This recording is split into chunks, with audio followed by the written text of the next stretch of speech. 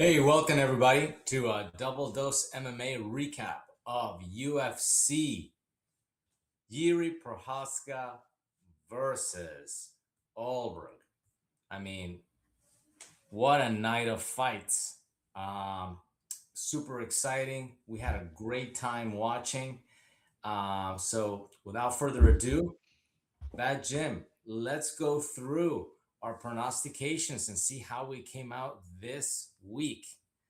I'm going to tell you, me, not so good. So let's start with you. Yeah. At the top of the card. Yeah, I mean, look, I think we all saw. I think everybody was blindsided a little bit. I was doing a little bit of reading, and I saw even the greatest pickers out there, the best YouTubers, the best experts. This was all over the map. I was reading one in particular, super well known, millions of followers, etc. I went 3 for 2. By the way, we're one of the few podcasts that keeps track of not just winners, losers, but actual rounds and methods. So we try to keep it honest as much as possible. And as you can see, just quick highlight, everyone. Starting with Ulberg and Prochazka, everyone's hearts was with Prochazka, and you can see that both AI and I took Ulberg, and it's just the guys. It comes really down to it, and I want to clarify something for everyone. This is super important. Okay, this idea that Prochazka showed mercy started with Rogan, and then Prochazka's like, "Sure, I showed him mercy." Now, he did say later on in an interview, yeah, I'll try to get rid of that and get rid of it. Keep something in mind. A true samurai, somebody who really follows the Bushido code, somebody who really follows traditional Japanese culture, the sense of shame and honor, Giri and on. Actually, it's the other way around, on and shame, Giri and on. Um, Look, it's actually shameful to show mercy to a capable opponent. Right, just because you're injured doesn't mean so a samurai would just go ahead and kill the guy or defeat the person because it would be shameful to not do that. Okay. In other words, to show mercy when it is not warranted dishonors the entire event. So I don't think Prohaska is sitting there going, well, gosh, I have to show mercy. I think at the end of the day, he got caught the way he thought he would be caught. He saw a wounded animal. Ulberg's an animal. You know what I mean? Saw him wounded, rushed to get him against the cage, like we said in the prediction video, which is what he does. That's his shtick, coming in with his chin out and got caught by a left, which everyone knew in the entire universe was coming. Even Prohaska knew it. He just can't control himself. So at the end of the day, Prochazka was what Prochazka was. Brilliant, fun, lovable. We want him to be champion, but he's not a champion, except for that one time. Ulberg out-techniqued him, outdid it, and he was exactly what we thought he would be, a product of CKB. CKB beats the Villager 5 times from Sunday, and let me tell you, that's why the Samurai got knocked out. Because Samurais are in Japan in medieval time, medieval and feudal Japan. They are not in the ring. What do you think there, Junior? I was just disappointed because, Prochazka basically had this fight given to him on a silver platter. I mean, having Ulberg blow out his knee in in the beginning of the round, and Prohaska was using, he was using his leg kicks so well. And if he had just continued that, but instead, man, it's like the guy just doesn't have any defense. I mean, how do you rush into that when it's more about IQ at that point because fight IQ was zero for Prohaska. You know that Ulberg's favorite shot is the check hook, and he's goading you, and everybody's knows that he's goading you, and essentially he has to throw a Hail Mary left hook because his knees busted. He can't even properly plant. So this is all on Prochazka. I mean, just absolutely awful fight IQ. He had it in front of him. All he had to do was continue to be like more methodical and let the fight come to him. And instead, he gets knocked out again, man. He didn't even make it to the second round. And, obviously, I had picked Prochazka by decision. I thought it was going to be a slugfest going back and forth. I didn't expect it to be done that quickly. So that was my disappointment. I wanted to see more fight. One thing, Just exactly what you're saying. Look at the image. I put it back up because look at it. Where's Prochazka's right hand? Nowhere. I guess in his pocket, looking for loose change. Right? And look at his left hand. I don't like. Maybe he's trying to swing. And remember, this is look at Ulberg's look on his face, and look at the way he's leaning and how he's trying to move his body. He ain't got no knee. He missing a knee. He's got one. Humans should have two. He's got a knee. A knee. That means nothing works in the body. You are not moving. You're not planted, and yet he's still throwing with power under extreme pain. Catches, some dude just looking at the wildflowers, hoping, maybe catches one. I love Jiri, but you're 100% correct. This down here, my friends, is a lack of defense. And it is a low fight IQ. This is what everyone thought, what we were all afraid of. And this is why he will never, in a billion years, ever see the belt again. So thanks, Jiri. We have to watch Ankalaev do something. Thanks for ruining our day. What do you think about the next one? So Mirza talk about evs and ovs. Okay, guys, this card was a humbling experience for me because I got it all wrong. So obviously I got Prochazka Ulberg wrong. And now we go on to the next one that I got wrong. I mean, hey, look, I picked, Mirzakhanov. I saw how good he was, in his previous fights, how that he was a solid 205er. We'd never seen Costa fight at 205. So that was, surprising and something that we took as a negative, I think unanimously. And we were just very surprised at how good Costa looked at 205. Holy moly. I mean, he looked humongous too. Oh, massive. And remember during the preview, like I said, listen, Costa has a great right kick, and it was even better than I thought, man. I mean, he basically dictated where the fight took place with his kick. He was going inside, he was going outside, he was hammering the body, and then went up top, and it was just too much, man. He broke him down. It was absolutely beautiful to watch. You broke that down very succinctly. I do want to add, it's not like Costa's kicks were that fat. It's not Pereira, right? He didn't have that sleek kickboxer sort of whoop. Where'd that come from?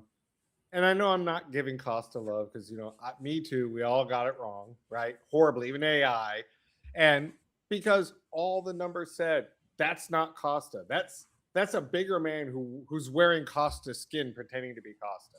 That is not classic Costa, which gives him, I think, even more props. I mean, he changed not just his body, but his game. He was throwing for power. He was defending the takedown attempts. Even when he got taken down, he got up so fast. None of this lay around and do stupid stuff. He got up with power, with zest. He had zero cardio problems at 205. I know there's a bunch of folks who use words like lighter man skill. Zero science behind that. That is zero nonsense. I put on more weight, but I still think like a lighter man. That's dumb. That's just dumb. But the point is, he trained specifically for his new body. Congratulations to Paulo Costa. You are 5 times better looking than you ever used to be. Of course, now we got to watch either Costa and Ulberg, which is the smooth. You think? I'm not excited by it. Maybe it will be surprised. We've been surprised by all the fights this year, so I will be positive going into it. But I'd rather watch that than Ankalaev. I'd rather watch that than Ankalaev quit the UFC. Like that wouldn't be fun for me to see. But I mean, the last thing was Mirza. Okay, man, I know I can pronounce his name. Mirzakhanov. Boom. Mirzakhanov. He looked out of shape. He looked worn. He was not throwing for power. He did not look like he was. So Costa looked better than he ever has, and Mirzakhanov did not look like the guy who's unbeaten. They both came to this wrong. They both came at it differently. One was right, one was wrong. So congrats to Costa. Thanks for ruining our pool. I don't like Costa, so I blame him for everything, but he deserves a lot of respect for what he did. Yeah. So this brings us to, the third fight in the card, which was Blaydes Hokit. And once again, I eat crow for the third straight time because I picked Blaydes. I thought that Hokit was being given too much too soon. And I thought that Hokit got it with his jib jabber, with his flair, with his bravado. A lot of people have been calling Hokit the second coming of Tank Abbott, like a guy Mm. that just talks that way, that he's just brash, he doesn't give up, he's over there like flipping the finger at his opponents, which I really didn't like. But I'm starting to see now that, man, he's just playing the heel. He's playing the heel, and he can back it up. And you know what? We need some heels, man. We need someone to like root against, or just be like, here comes the bad boy. And these two guys had one of the most amazing heavyweight fights that we've Ever. seen ever. Ever. Ever. I mean, it broke all sorts of records when it came to punching. I mean, the amount of punches that were thrown in this. I mean, these guys look like they're, like they were middleweights. Incredible. What did you think, Bad Jim? Yeah, you're really hitting on all of it. Hawkett's antics. At one point during the press conference, Walker puts his hand over Hockett and prays for him, almost like he's doing an exorcism. And boss man, right? Dana White said, "Hey, it's not for me, but hey, And then he puts him on the White House card with Derek Lewis. But you don't get there by antics; you get there by your performance, right? I will say this Yeah. for the antics: it's not effective. Like Chael Sonnen, right? Good guy, bad guy. But Chael Sonnen wasn't like that. This was unhinged. This was actually really dumb. Like Hawke's antics have evolved. If you watch them from the beginning, it's a lot of this nonsense like, oh, pro America. Then now it's into the let's pick on Dan Hooker because of a social media post to rocking in his chair. Like it's bad guys different. Yeah, Gregor, like bad guys are bad guys, but the really good guys, they're just bad. They're kissy, nice with the opponent. Hawkins just weird. And it's not necessary. But what I do like about this is that Hockett decided to strike. Man, was there really any grappling? And these are he's a grappler. I made fun of his striking. And remember, he did knock out Blaydes. So there isn't a lot of power coming from Hockett. Okay. There's not a lot of power. But there was enough to do damage. And look at Blaydes is bleeding out of both eyes. His face is mush. Both men, this is why they both got the bonus. Both men showed us what we watch for. We watch for this. Two guys just trading until one of them goes down, until the final bell rings, until their arms are blubbery and can't lift them anymore. This is MMA. This is what UFC used to be like. And thank goodness this was on the card. We make fun of the matchmaker, like Hawkett, his third fight in the UFC gets number 5 or number 6 in the world. But somehow the matchmakers know this. This is not a surprise. Like even Hawkett, if you actually watch and read the lips of Hawkett and Rogan, Hawkett's normal. This is not Hawkett. This is just his character. Him and Rogan are just talking like regular human beings, right? Everyone knows that the shtick has nothing to do with his talent. They saw this talent coming a mile away. They would not have paired him with him on a numbered event unless they knew. And now everyone knows. Now we're going to watch Lewis and Hawkett on the White House card. Yeah, baby. It's going to be great. Yeah. Hokit has skills, my man. Yeah. Okay, this brings us to your favorite fight. Reyes Walker. Take it away, Bad Jim. Okay. All the good things we just said, flush him down the toilet. What did I say in our prediction video? What did we have a non-zero chance of having happen? A freaking split decision. Why? Because Reyes doesn't want to die. He doesn't want to die, and Walker doesn't know how to kill. Walker couldn't find a finish if it was stapled to his forehead, if you gave him written instructions, or you talked him through it like his corner was trying to do. Walker was like, what do I do? Kick? Rough. Okay. What now? Kick. Okay. What do I do now? Kick. Okay. What now, Walker? Sorry. Everyone, even the announcers who are the biggest homers, the biggest promoters of the UFC, which is their job, everyone, don't cry about the announcers. Their job is to promote while they announce. Okay, even they gave up. They're Yeah, like, they this tried. sucks, and they don't think any fight sucks. Even like the boring women's fights, I end up with, yeah, the who cares decisions, right? Not the there was some awesome stuff on the prelims, but that's another story. I mean, I get Reyes. He's fighting for his life, and Walker was as bad as we thought. And hey, congrats to you for picking Reyes. I mean, you had enough faith in him to do that. Not sure where the knockout was coming from. Not sure where that was coming Uh, from. Look, don't.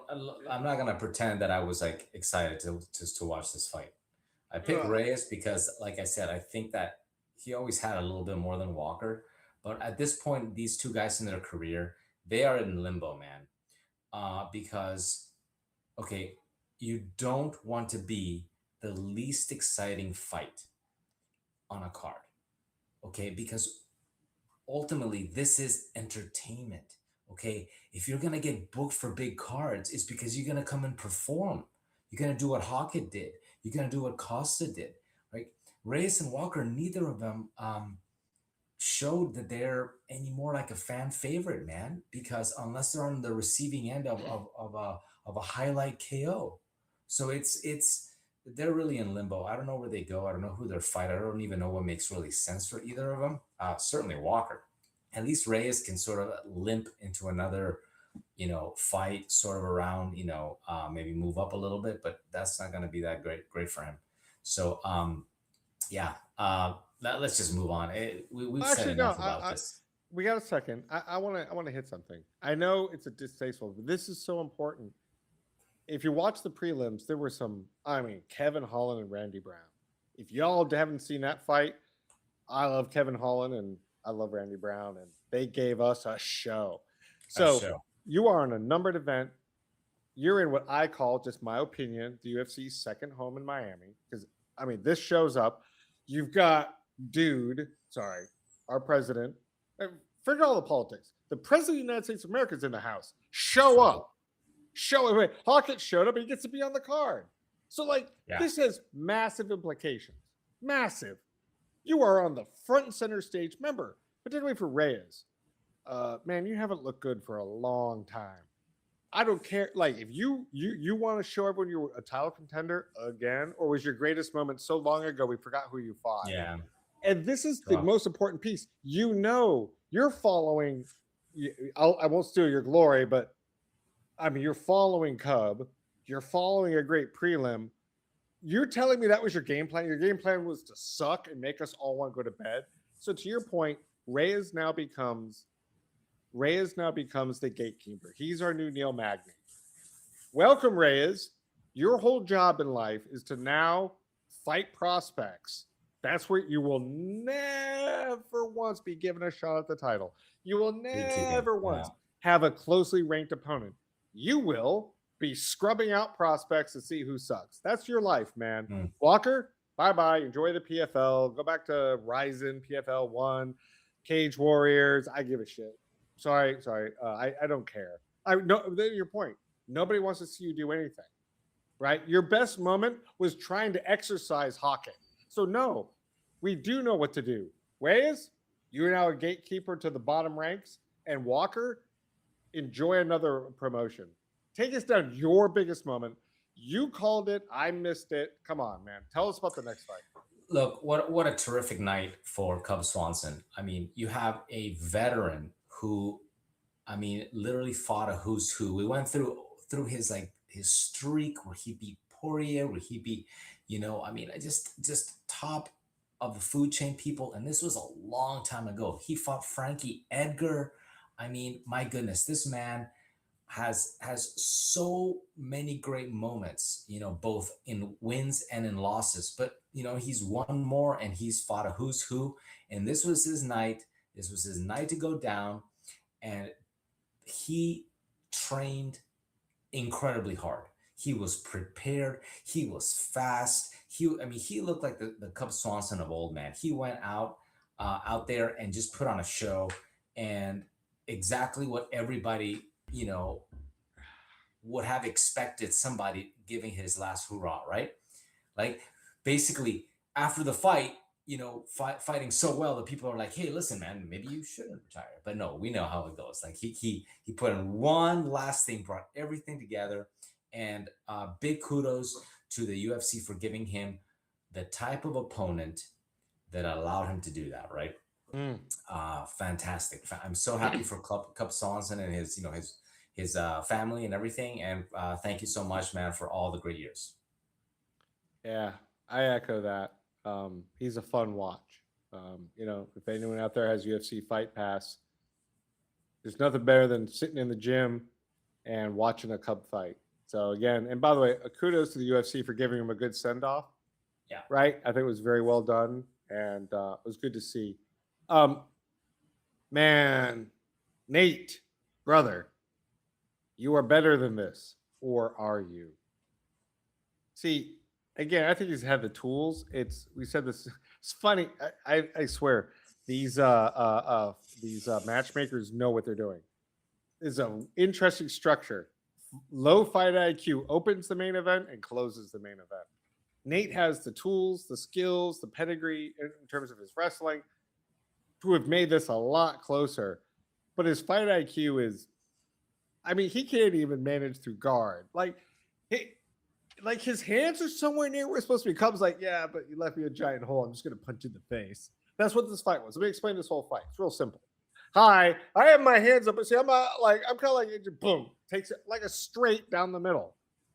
Come on, man, you got to move. Yeah, there has to be more to your defense than day one coach telling you to put to protect yourself. See, yeah, well, that's the difference when you have a brawler fight a boxer, and Swanson's just a slick boxer. Landwehr is a guy who just goes out and swings, and he got exposed. Well said. Completely exposed. And that's kind of what we expected. So it's like, again, they gave the guy somebody who would come forward and would allow Swanson to do what he does in front of everybody one last time, and I'm so thankful for that. So that's terrific. And thanks, Cub, for making me look dumb about my whole comment about over the hill athletes. Thanks. Not that he needs my validation. Well, guys, there it is.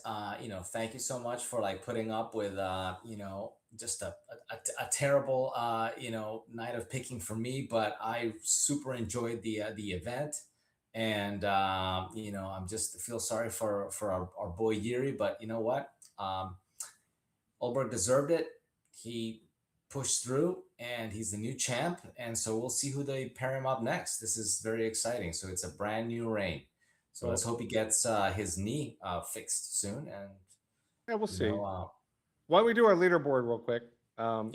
So everyone's like, "Oh my gosh!" Look, if you notice, everyone, AI had a terrible week too. So it's not infallible. We all are, and that meant we all compressed. Part of the terrible week was AI refused to make our graphics. So I don't know. Look, it's not perfect. They're working on it. Well, better graphics next time. Oh man, I'm tied. I'm actually tied with AI. Yeah, but we all came to Earth. Well, but this is the law of numbers. Our data sets are getting bigger.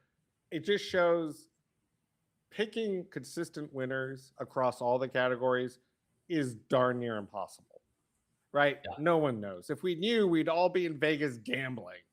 Okay, to Bad Jim. Look at that, guys. 59% Bad Jim. I'm just sneaking it by, and that's because I'm better at picking how fights finish than I am picking the winner. Hey, I knew a decision was coming, or I know it's a knockout.